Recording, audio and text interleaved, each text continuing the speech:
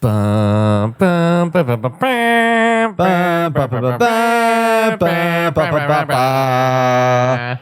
Bad game, bad game, bad game. How do you know it's a bad game? I haven't reviewed it yet. Oh, spoiler alert. Oh my god! Oh man! You know, All there's a right. time that music would get me excited, and now Yeah, it yeah, just tears not my anymore. soul apart. What you got, bro? All right, everybody. Today we're going to be reviewing Star Wars Outlaws. Yes, I finally played it. I wasn't going to, and I was like, you know what? I'm going to give it what it's due. You know, I'm going to give it a try. I'm going to get up in there. So I tried something different this time. So Star Wars Outlaws, it's a new Star Wars game in the universe of Star Wars. It's canon to the universe, developed by Ubisoft, by Massive, the team that brought you The Division. And this is the world's first open world Star Wars game. And in this game, you play a character named Kay Vess, who is a smuggler character. She has this little dude, Vex, I think his name. He was a little dude, Well, no, she's got a little like Companion. doggy companion little guy. gremlin demon. Thing. Yeah. So he follows her around everywhere, and you can use him to like send out and like do little mischief things for you. And he is a really cute little character, kind of like BD1 in Star Wars, Jedi Survivor, but instead it's a real like living thing. Okay. Instead of a robot or whatever. Is he But- not living? No, he said living. He's living, yeah. Oh, I thought he said Yeah, not he's a living. little doggy like character, No, but he's I not a meant dog. BD, Oh, BD1. BD1. No, he's a robot. but he's living. No, he's a He's robot. alive. Well, he's not alive because he's not organic matter. But soon that will change because with AI world, like maybe we'll start Okay. calling. Anyway, Star them Wars real. Anyway. Outlaws.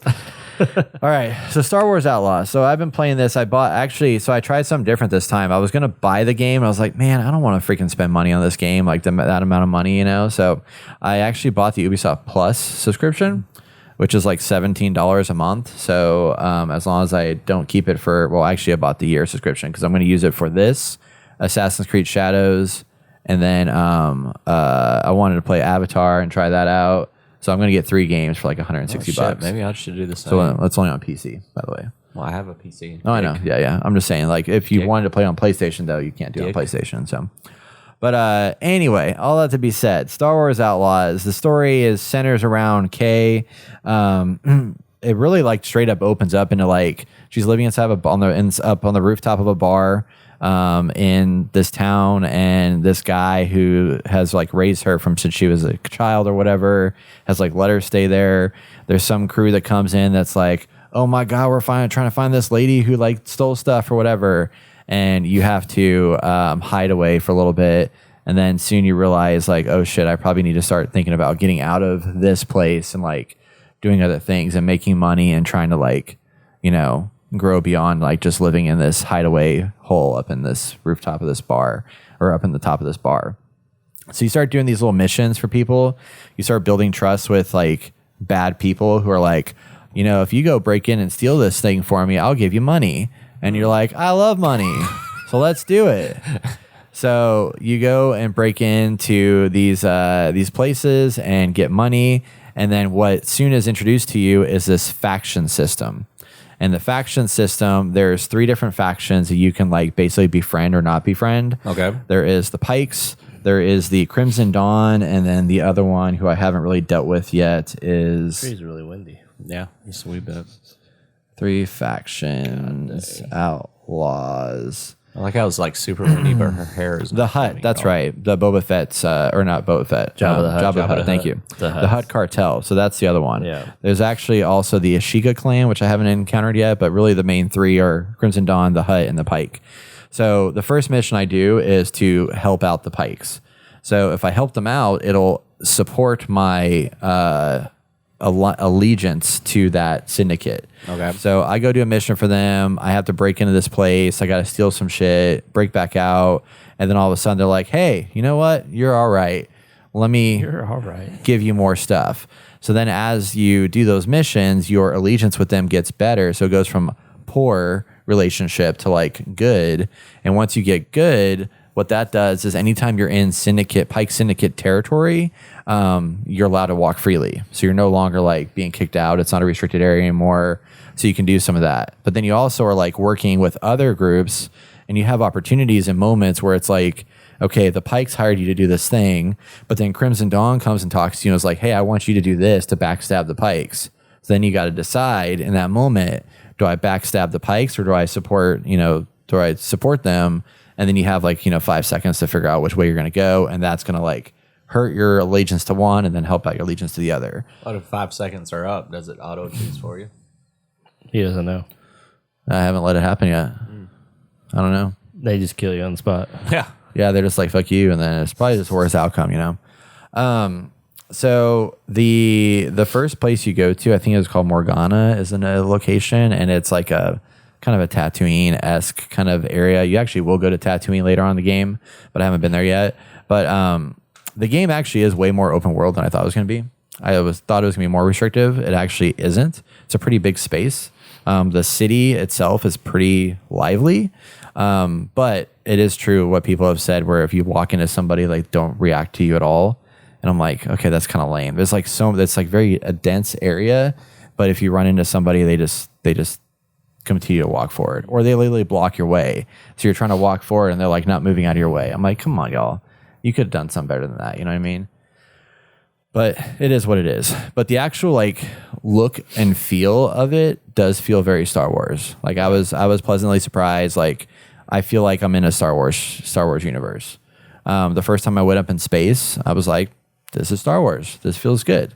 The space is better than Starfield, which is sad, but because there's actually a flying, there's no loading screen. You actually get to see your thing fly up. You don't control it. Yeah. There's a cutscene to go up in space, and you can like hold to skip it if you want to. And then once you're doing space combat was pretty cool. Very short lived though. There was only like one space combat mission. I've played 6.5 hours of this game, and I've only gone through one space combat in the 6.5 hours. So most of what you do is on the ground. Characters are not that exciting. Nothing is really like there's Waka, who's one of the first characters you meet. You run into him in the middle of nowhere, and he's like, I can help fix your ship that just crash landed. And you're like, okay, I'll trust you. Thank goodness you're here. Yeah. So he spends all his time trying to fix your ship, and you have to go find all these different parts for him to fix your ship. And then he fixed your ship, and then you can go up in space, and it's really cool. And then you meet this other lady who's at one of the bars who like helps you get she's like, I don't trust anybody, but I'm going to trust you. So let me give you these missions, and then you can go do these missions, You're a woman. I trust you. Yeah, right. Exactly. The menu design actually is really cool in this game. I actually thoroughly enjoy it. Okay. Like navigating through your inventory. You have an area where you can upgrade by finding certain people in the world. So in order to like upgrade your character's abilities and stuff like that, you have to find somebody in the world, like the mechanic or the bartender or whatever. And once you discover and find them, that unlocks a skill tree that you basically do favors for them. And by doing those favors will unlock new abilities for your character. So for example, the first person you may meet is the bartender. And once I find the bartender, then I have to do stuff that he would like, that helps him out. So like I have to spend money at shops, or I have to visit 10 merchants or whatever. And as I achieve these objectives, it'll unlock my ability to like swindle the vendor, or it'll make it easier for me to like sneak past like certain people or whatever. I met one lady, her name is CeeLo, hence the CeeLo Green thing that they had in the Donkey video. But by finding her, it unlocks the ability for me to upgrade my speeder, which you have a speeder bike in this game. It's kind of clunky, but it works to get around. You can just summon your speeder anywhere out in the wild, just like you would like a horse in Red Dead Redemption. Okay. You just jump on your speeder and just like take off and like go to your destinations. And as you're traveling around inside of the big open world area, you're going to uncover like, it's not like most Ubisoft games where you have like a bunch of icons on the map. You have to discover them before they show up. So as you pass by things and it's like, oh, there's an area of interest over here. And then if you actually go close enough to it, then it appears on the map. And then you can go back to that later. Is it like a fog of war, or is it like a... It's not a fog of war, but it's just as you're traveling, like, you know what the whole entire map looks like, but you don't know what points of interest are there until you visit them. Okay. So, yeah. But you know, like, the terrain and area of what you're going to, and you know, like, there's like different divisions of sectors. You also don't know the sectors and who owns them until you travel into them. So you eventually learn, like, oh, this is an Imperial sector, this is a Pike sector, this is a Crimson Dawn sector. And then you learn very quickly, like, if you are have allegiance with that group, you're safe in that area. If you don't, then you have to be on your guard, essentially. And that's Danka. That's one that doesn't trust anybody, but she trusts you. So it's pretty cool. So the universe itself, like, is interesting, but where this game kind of falls short is just the gameplay. It kind of it's weird in that I want to like it, and gameplay and story, because the story is not amazing. The visuals are really good. Like, I think this doesn't do it justice, but I think visually it's not a bad looking game, other than some of the jank that you would expect a game of this quality and caliber to be able to do, like them reacting to you as you walk by them. But I think, like, the universe that they built looks really, really solid and feels right. But the gameplay itself, like most missions, what you do is you're like, hey, I have to go steal this thing. So you have to break into a base. And, you know, we play Ghost Recon Breakpoint. Yep. Breaking into a base is really fun. But if you end up, like, something happens and you alert people, it's just like, let's pull out guns ablazing and go crazy, right? This game punishes you for any of that happening. So basically, most missions that I played thus far, and apparently an article came out recently that says they're going to fix that because people are complaining about it. But, like, some of this AI is kind of doesn't make sense. And so there's moments where I'll be like halfway through a mission, stealthing around, super successful, and all of a sudden some guy just like turns and looks at me, and I press my V button to like go and attack him, and it doesn't attack, and then it alerts the whole entire place, and it's game over. And I'm like, God. are you kidding me? Like, Oh my God. I just spent all this time through here, and they just came out and said that they realized that some of the stealth is not great and they're going to fix it. And I'm like, see, that's a problem, because that's your game there. That's your game. Is the stealth, right? So Assassin's Creed, damn it. How do you get it wrong? Yeah. Yeah, it's Ubisoft. They fucking, what the fuck? That's what built them, was a stealth. Well, and especially too, this is the team that made The Division, right? And The Division is really good for, like, you know, cover-based combat. Yeah. The cover-based combat in this sucks. Like, it's not very good. Okay, I'm not. And it's like I can crouch up to stuff and everything, and like you have a gun, so you don't get to change. You pick up guns, but this is also a weird thing. It's like if you pick up a blaster rifle out in the wild, you have that blaster rifle for that area you're in. But then if you walk through a door to the next area, you just drop your gun, and then you're back to your blaster. They don't let you keep it. I'm like, I heard about that. I was that's like, what weird. was So the you point? can only have a blaster in your hand. And the blaster you can upgrade, which is kind of cool. So there's like, I now have it where I can do a standard blaster and then an ion blaster that has some like gameplay mechanics in the story, which is kind of interesting. I have it where it's like faster fire now. So there's things you can upgrade over time to make your blaster stronger. But it's for a game that is so focused on like stealth and stuff like that, I feel like there should be more... There should be better stealth mechanics. It's like we were watching the Donkey video earlier. He was like, look at Naughty Dog and how good it looks to take somebody down. Like the animation behind that is so good. And this one, to take somebody down, you go up to them and you kind of half grab them and like throw them on the ground, but it doesn't look very good. And then sometimes I'll use my little dog guy to go in there and like you can send him in to attack the person you're about to take down, and he'll jump on him and just like, you know, stun him for a second. And then I can go up there and attack him. Well, I sometimes go up there and attack him, and then somehow it misses, even though I pressed the button like 6 times. And then all of a sudden they come and shoot me, and instantly it's like the whole place is alerted. And sometimes, you know, they'll just like alert the whole place, and then it's like a shit show.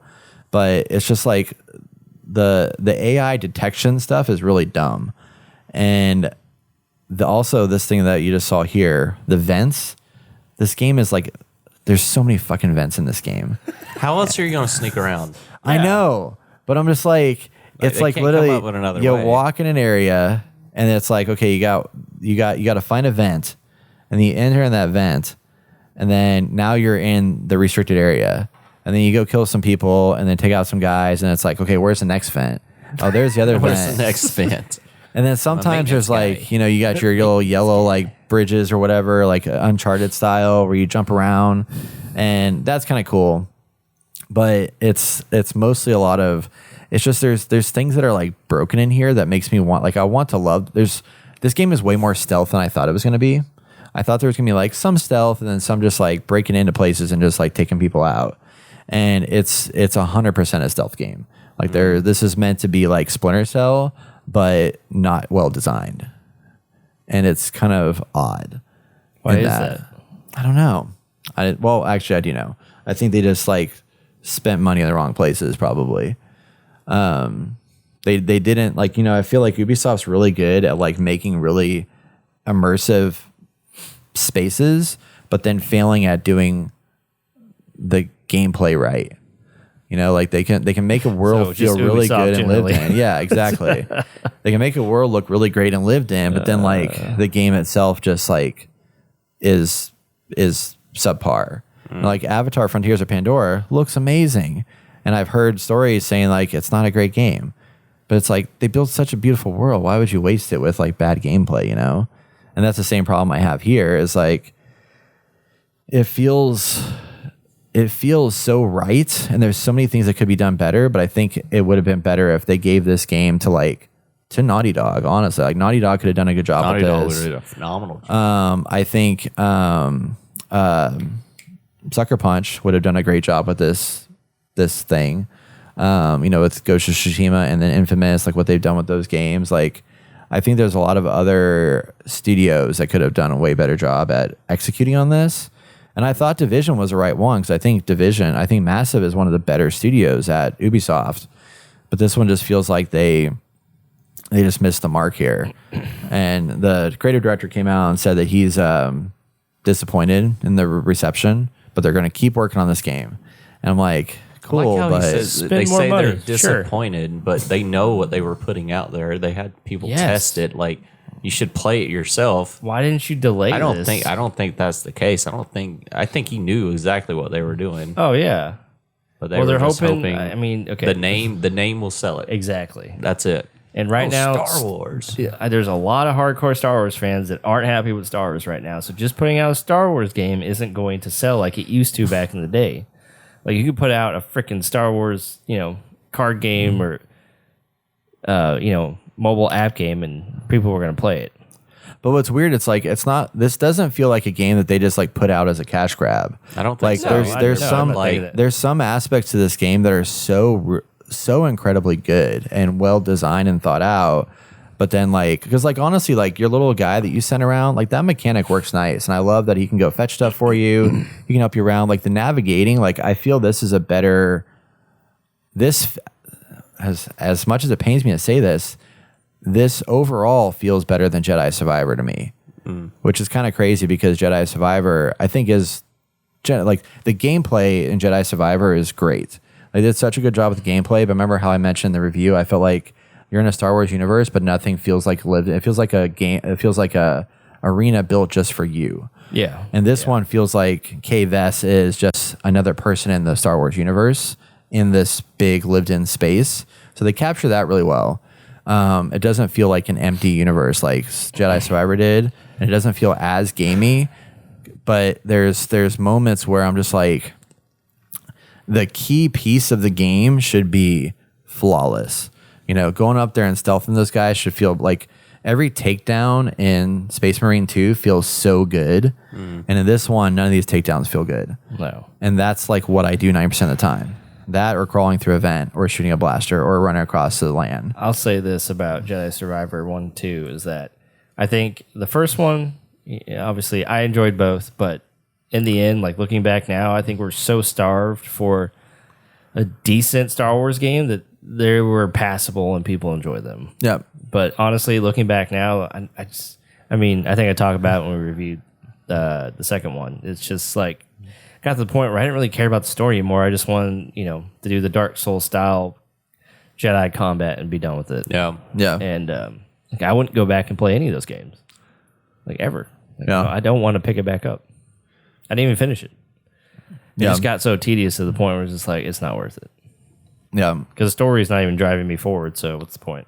I will say I like the they have 2 puzzle mechanics in this game that I think are pretty interesting that are actually kind of different than most games, where the one is, you've seen this in here, where you put this like data spike into like something, and then there's these little like lights that flash. Yeah. And basically what you're doing in that situation is you have to match the rhythm. You have to click in on the data spike to the rhythm of the lights as they pop up. So it's kind of interesting where you kind of like have to detect like the, like a tap, tap, tap, tap, tap, tap, and then like click to that rhythm to unlock your thing. And there's also an accessibility mode where you can like make it where it's like visual cues instead of like that if you can't hear. But that was an interesting kind of mechanic that's like slightly different. I've never seen that as much in like a puzzle game. The other puzzle that I thought was really interesting is when you're trying to hack into computers. It's a game of Wordle. You guys ever play Wordle? Yeah. Yeah. So it's basically Wordle without the letters. Instead, it's symbols. So you have a series of symbols. You pick some of the symbols, and it'll tell you what's right and what's wrong. And then if like you got one right, but it's in the wrong spot, it tells you need to move it somewhere else. And you have like 6 tries to unlock it. And I was like, that's kind of cool, kind of clever. Oh yeah. Okay. I thought it was neat. And then the other thing too, which is interesting, all the videos I've seen is full screen, but when I started playing this game, it defaults to widescreen mode with the bars on the top and the bottom throughout the entire game. And then if I turn those on, it like zooms in. So like the field of view was like way closer than I wanted it to be. Huh. So I reverted back to the bars. So all my gameplay is like got the widescreen bars, which actually kind of looks kind of cool. It's kind of cinematic and stuff. It also helped the frame rate a little bit too. But I thought that was interesting that people aren't playing it that way. On I just saw it here. take down this video, and it was super slow. Yeah, yeah. First turn around was like, huh? What's going on? Well, it's Pass funny. out now. I'll walk in a room where there's like 2 Imperial guards and like a stormtrooper or whatever, and like you got one stormtrooper right at the door, and you got one at the center console, and then one over in the corner. I'll walk in there, I'll take down the stormtrooper, nobody noticed anything.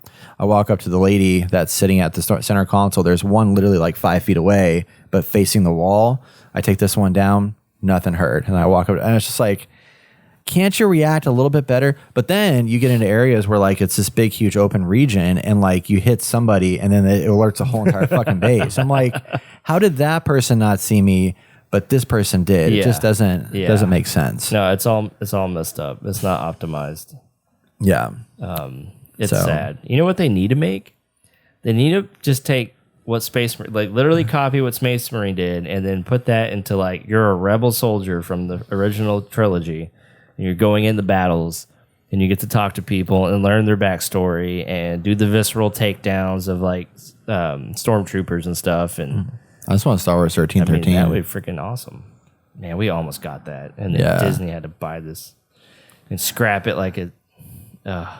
Anyway. Yeah. So, I mean, farther. do I recommend this game to anybody? I don't think right now. I would say if you get this game for like $20 or $30, I think it could be worth jumping into and just playing for a little bit. But I wouldn't pay full price for it. I don't think it's worth full price. I think there's some really interesting ideas here, and like I want to like it really badly, and there's just stuff. It just feels dumb, and I don't like dumb. So I was looking at the stock market, and in 2021, The stock market? Stock market. We're fucking adults Ubisoft now. in 2021 had 84.6 euros. That was that was the price of one of their stocks. Why are we looking at euros? Yeah. Oh, are they just trading on the European? Or they're European, so Okay. yeah.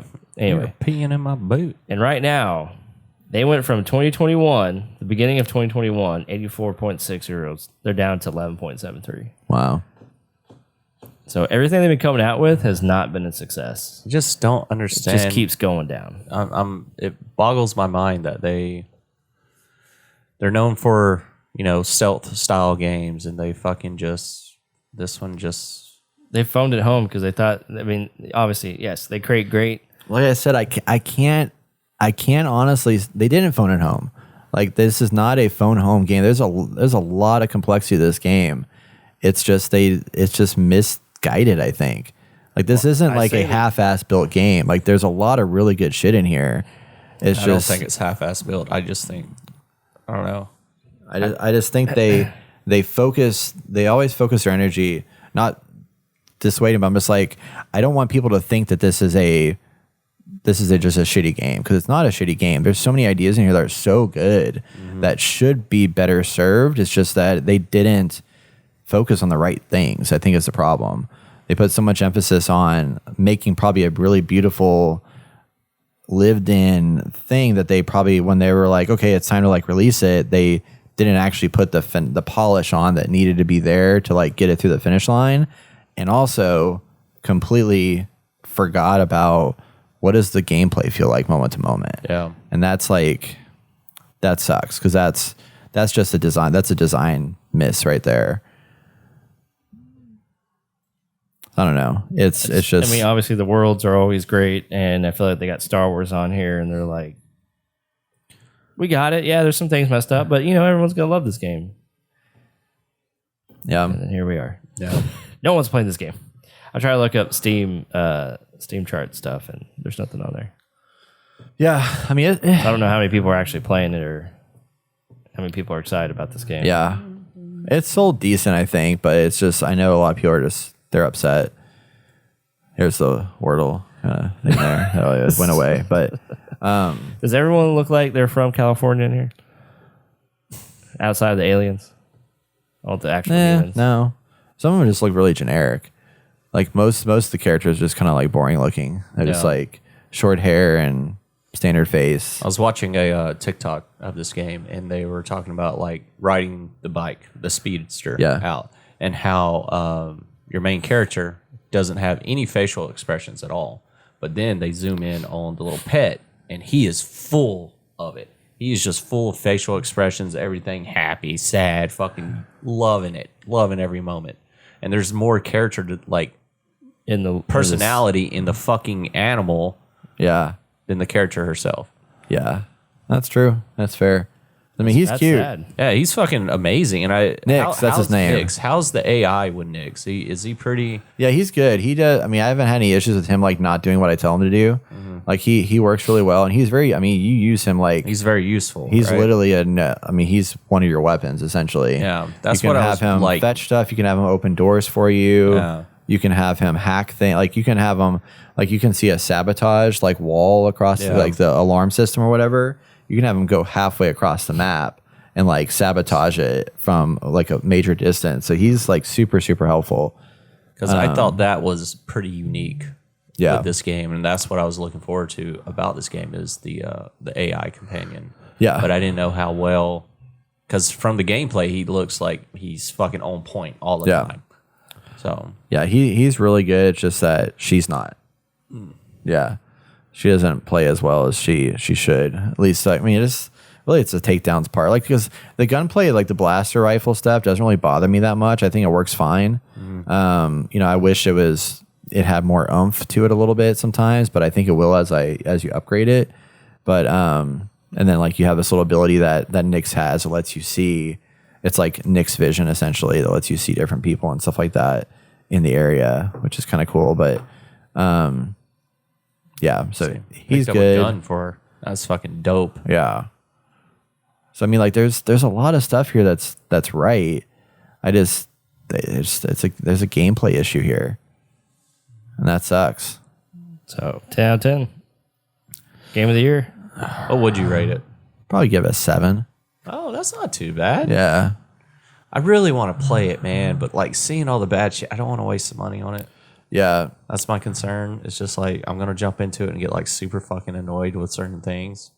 Yeah, I'd wait for a couple more patches to see because they have that. But that bothers me though. Like I know, their core yeah. mechanic was the stealth and the gunplay, and they just fucking ruined that. Like this article here, you'll be spending a lot less time hiding behind crates in Star Wars Outlaws soon.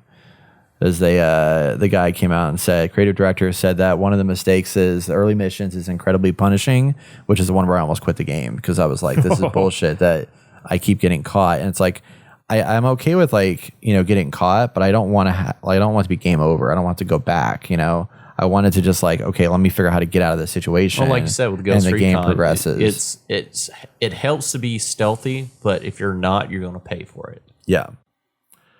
So he was like, I don't want it to feel unfair, and today I think it feels unfair. I'm like, well, how did you not realize this before the game came out? That? Yeah. And believe it or not, this was not our intention. Oh, huh. This is more of something that crept in the last week or so, and that we're already correcting for a patch that's coming out in maybe 10 days. And how can you Last minute. How can you patch something like that? That seems like it's going to be a fucking humongous update.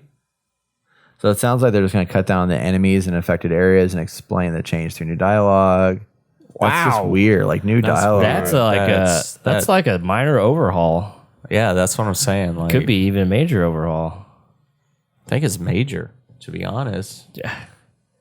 Like, I just Why don't. didn't you? Well, it sucks for people that are playing it because then it's like, well, you already played through that, so now it's like you're not going to go back. And then also the whole, like, the recent ordeal about it, like the people that got the $100 version or whatever and played it early access. They came out with a day one like update patch that would erase everything, and they're like, oh, sorry, you're just going to have to like Start over. We'll give you this little trinket as repayment for it. Was a trinket that a lot of people already earned because they watched the live stream for this game. So you might have already had it. Yeah, you probably already had it. That's sad because that was like 8 hours. Some people put in 8 Yeah, hours. some people put in 8 hours in this game. And then they're like, I'm not playing this game again. Yeah. It's not that fun. It's not fun enough to go back and play 8 hours again. Poker game is pretty cool. Oh my God. You're forced to play one of them. Yeah, okay. I bet there's more in this little poker game than there is Probably. in some of the other games, the major part of the game. Let's see, I'm curious how far I am. It says I'm only 4 hours. This is where I actually am right now. This is where I just finished. So this guy put 15 and a half hours in the game, and I'm at the 4 hour mark of his gameplay. Anyway, so Star Wars Outlaws, y'all. Probably a 7. I mean, I might even convince myself to lower it to 6.5. Do it. Yeah. Do it. Because it's... I mean, are you going to be able to finish this game, or are you just going to play it and you're going to fall off of it? See, I haven't thought about it. Like I was my plan actually 2 days ago was like I'm probably just gonna review it for the podcast and uninstall it. But I do want to I'm a little intrigued. I just met a new character and I'm like, okay, I want to kind of see where that plays out and goes. And there's like I said, there's moments that I really enjoy. So I might give it another hour or two and see kind of where things land. Maybe when they patch it, it'll be a little bit better, but there's a lot of other stuff to play too. Like I just bought Astrobot. I got to play Astrobot. That's a way better game than this. So anyway, Star Wars Outlaws, I would wait for a sale. If you can get it for like $20, bargain bin kind of thing, it's a good 15, 16-hour experience. So give it a month or two. I'm sure it'll be on PlayStation Plus. Black Friday. Black Friday. Around the corner. Right around the corner. What's up, man? We need to make up some money.